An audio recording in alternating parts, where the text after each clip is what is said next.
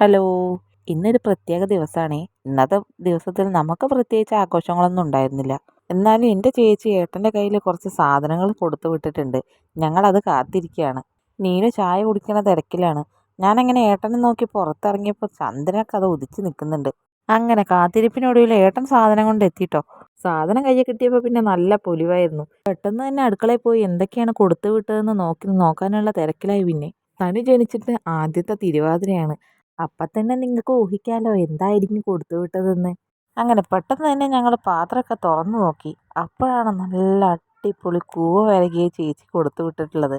തിരുവാതിരയ്ക്ക് പിന്നെ കൂവയും പുഴുക്കും ആണല്ലോ സ്പെഷ്യല്. മറ്റേ പാത്രത്തിൽ നല്ല അടിപൊളി പുഴുക്കും ഉണ്ടാക്കി കൊടുത്തു വിട്ടിരുന്നു കേട്ടോ. പിന്നെ എടുത്തു പറയേണ്ട കാര്യം എന്താണെന്ന് ചേച്ചി അടിപൊളിയായിട്ട് കുക്ക് ചെയ്യട്ടോ. അത് പിന്നെ എടുത്തു പറയേണ്ട ഒരു കാര്യം തന്നെയാണ്.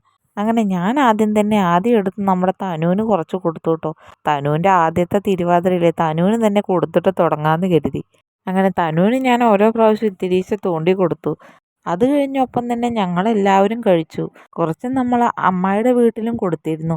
അങ്ങനെ ഞങ്ങളെല്ലാവരും തിരുവാതിരയ്ക്ക് കൂവയും പുഴുക്കും എല്ലാം കഴിച്ചു. മനസ്സും വയറും ഒരുപോലെ നിറഞ്ഞു. മറ്റൊരു വീഡിയോയുമായി പിന്നീട് കാണാം. സബ്സ്ക്രൈബ് ചെയ്യാൻ മറക്കരുതേ.